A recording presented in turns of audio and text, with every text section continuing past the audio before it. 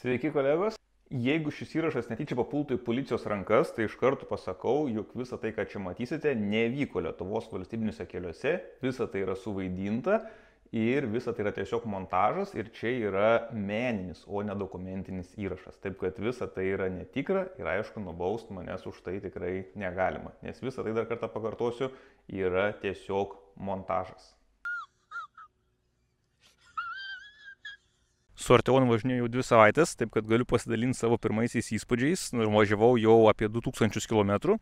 Tai kuo skiriasi, kai tu važiuoji su Arteonu ir kuo skiriasi, kai tu važiuoji su Audi. Atrodo, kad turėtų būti lyg ir tas pats. Dar kartą priminsiu, kad abu jie turi 176 kW, abiejų yra 500 Nm sukimo momentas ir abu yra 4 varomo ratų. Jomajo, ko jūs taip velkatės? Spaus. Kodėl nieks nebaudžia žmonių už per lėtą važinėjimą?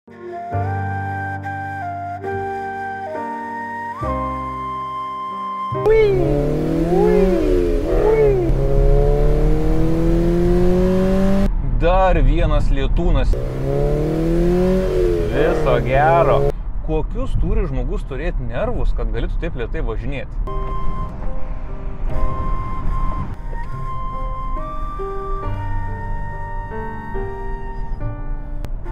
O, ką čia stato? Karvės? Avis? Ne, kažkoks vyras keistas. Tai aš kaip suprantu, tu nelenksi tos fūros, ne? Ką bimsinis? Nori pagazuot?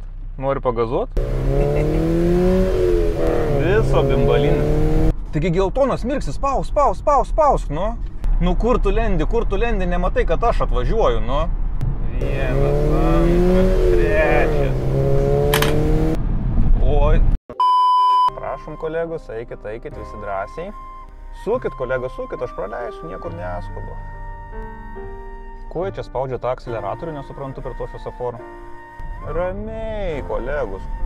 Neskubėk ir būsi pirmas. Visą tai, ką matėte, aišku, suprantam, yra hiperbolizuota, visą tai yra padidinta ir perdėta, bet iš tikrųjų, kad ir kaip bebūtų, pojūčiai yra skirtingi vairuojant šitos automobilius. Atrodo, aš juk tas pats vairuotojas, esu tas pats žmogus, koks skirtumas, ar aš su tuo važiuoju automobiliu, ar su tuo važiuoju, bet visgi skirtumas yra.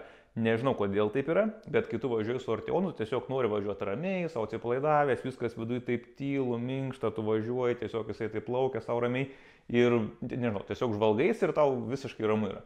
Kai tu atsisėdi į Audi, nežinau kodėl, žinokit, bet tiesiog sukyla kažkoks adrenalinas ir tu nori tiesiog greitai startuoti, greitai stabdyti, greitai spausti, viską taip staigiai nori daryti.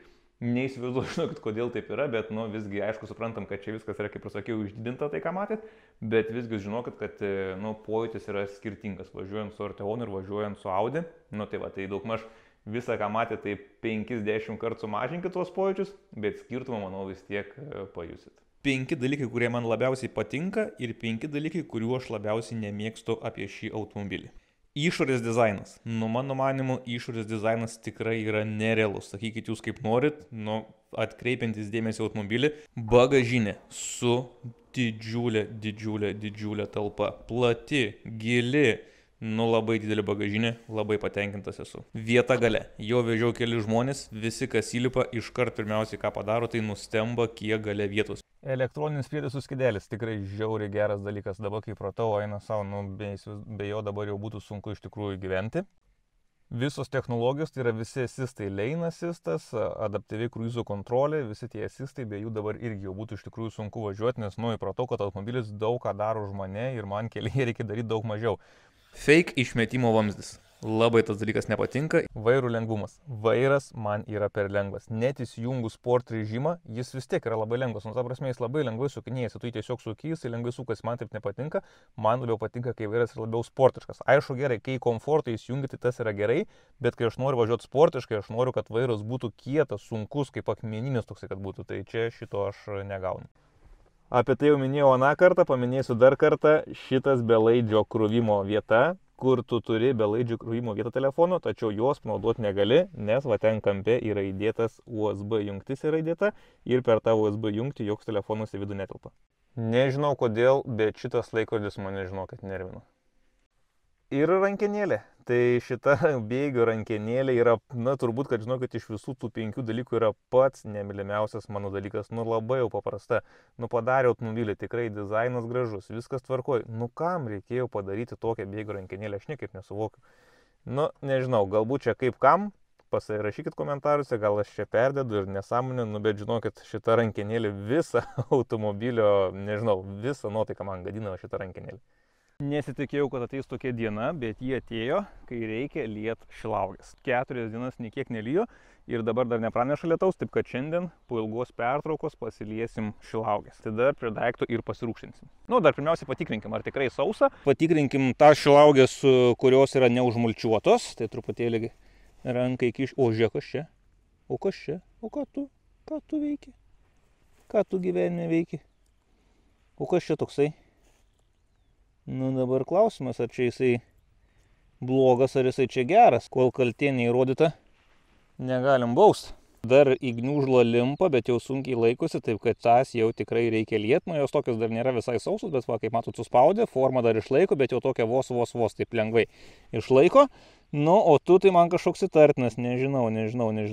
Nu, na, o dabar pažiūrėkim šilauoges, kurios užmulčiuotos. Kas pas jūs gero, vat. Prakapstų mulčių ir čia yra šlapia. O net jau jaučiasi tikrai, kad yra šlapia, o net suspaudus jaučiasi, o nu tai va, užmulčiuotus lieti dar kaip ir nereiktų, bet dabar vis tiek, kadangi neturiu pasidaręs tokios sistemos, kad vienas galėčiau lieti, kitas negalėčiau lieti, taip kad teks lieti ir tas. Mulčius tikrai žiauriai gerai, tai va reikės vasarą pasibaigsiu mulčiuoti tikrai visą lauką, kad kitiem metam jau būtų paruošta ir visas laukas būtų užmulčiuotas, ir net praktiškai lieti net nereikės man tų šilauogių iš tikrųjų, tai nelijo 4-5 dienas. Čia šlaputėlė žemė yra.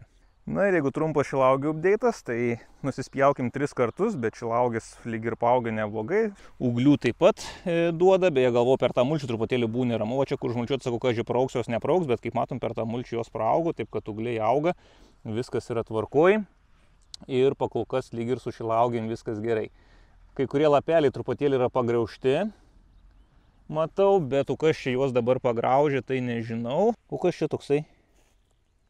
Nu dabar klausimas, ar čia jisai blogas, ar jisai čia geras. Bet dabar vis tiek jau su tuo insekticidų purkšti nebegaliu kur purškiau, nes jo galima purkšti tik 1 kartą per metus, o tuomet mus taip anksti užpuolė ir kutė, tai viską nusipurškiau. Taip kad jau 2 kartą su juo purkšti negalės. Nu žiūrės, jeigu čia daugės dar tų pagraužtų lapų, tai reikės galvoti kažką kitą ką naudot. Nu bet dabar viskas dar normaliai yra. Pjoviau žolę, nu matot, nuo serijų truputį užleidau, tai dabar bandau vis dar susitvarkyti ir šioje serijoje tą visą tai, ką užleidau. Ir taip pjaunu, tik bum, tai labai stipriai pradėjo garsiai mulčeris dirbti, galvoju, kas šiam pasidarė.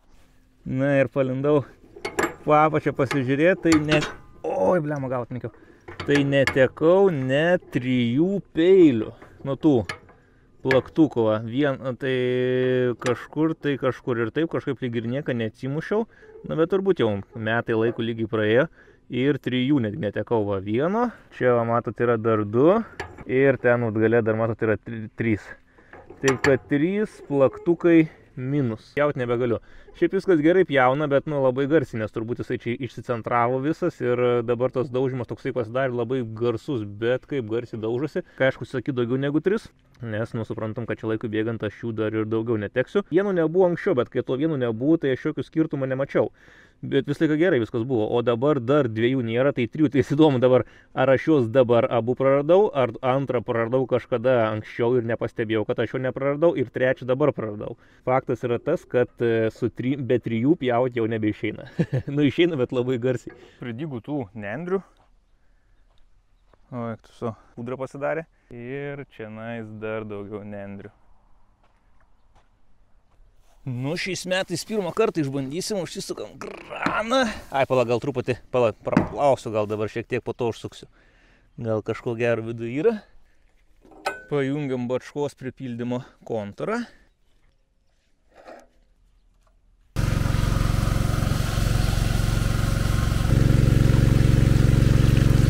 Dabar šausim rūgštinimo priemonės ir tada pabaigsim bačką pildyti iki galo ir tada jungsim laistymo sistemą. Tik pala, dabar galvoju, reikia čia dėti guminės pirštinės atsinešiau.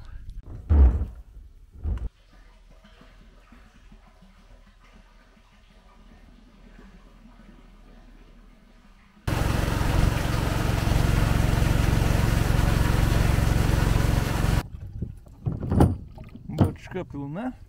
Jungiam kontralaistymo sistemas.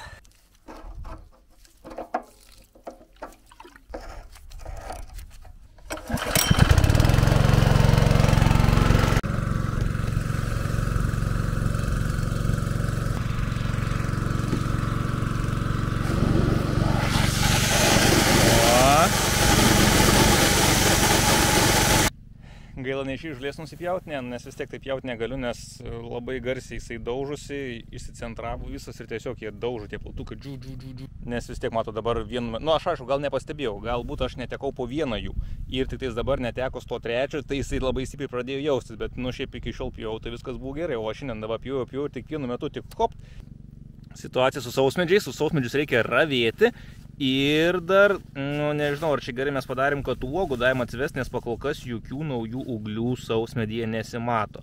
Ir, prieauglio irgi nelabai matosi, taip kad, sausmedis toksai, kaip lapelį, tai irgi po truputėlį iš tikrųjų tie lapeliai tokie ruduoja, tai net nežinau, sausmedis kaip ir žalės, gyvas, tas uogytės tokias pirmas nurinkom, nors galbūt turbūt nereikėjo jų duoti, greičiausiai nereikėjo duoti atvestų, reikėjo tiesiog nukirpti juos pasodinus, bet jau yra kaip yra. Bet pakol kas sausmedis be prie, nėra jokių naujų ūglių ir jokių iššapojimų nematau. Uogos po truputį pradeda keisti spalvą, bet dar taip labai nestipriai, bet jau mėlyna spalva tokia atsiranda. Dar ne visai mėlyna, bet jau kažkas matosi, jog vyksta. Paskiau padarysim apibendrinimą dar metų gale, bet dabar kaip ir žiūriu, tai dabar didelių skirtumų nematau tarp tų šilauogų, nuo kurių nurinkom žiedus ir tarp tų, kurių žiedų nenurinkom. Paskui pažiūrėsim, ar bus vis kažkoks skirtumas ar nebus. Dabar pakol kas skirtumų nematau. Tarkim, nuo to šilauogės, kaip matot, žiedų buvom nenurinkę. Bet jį taip pat davė ūglių naujų. Pažiūrėkit, kiek 1, 2, 3 nauji ūgliai, 3, 4, 5 naujus ūglius visiškai davė žemės. Taip kad, ir tos irgi auga lyg ir neblogai. Tos, nuo kurių žiedai buvo nurinkti, irgi tų ūglių yra, bet čia, pavyzdžiui, pagrindė auga dabar šitie ne iš žemės, auga nuo čia, iš šonų, bet galbūt irgi būtų galima teikti, kad visgi ten, nuo kur žiedai nurinkti, gal kažkiek tie ūgliai ir yra daugiau paaugę. Važiuokit, koks prieauglis yra. Tai nuo čia iki čia, toks storesnį, gal sakyčiau didesnį, bet vėl, dar anksti iš tikrųjų kažką sakyti, galima į dar vieną pažiūrėti. Nuo šitos irgi buvo nurinkta. Kai kurie žiedai dar yra likę čia ant tos. Kaip jau sakiau, visko nurinkti aišku nepavyks. Tai patys galite stritis, net nežinau, žinokit. Ar pakol kas yra kažkoks skirtumas ar nėra. Gal ir iš tikrųjų ir pakol kas dar jokio skirtumo ir nesimato. Pažiūrėsim, metų gale dar padarysiu vieną apibendrinimą. Tai ir visgi yra skirtumas ar nėra. Tiek šiam kartui, kolegų, susitiksim po savaitės. Iki visiems.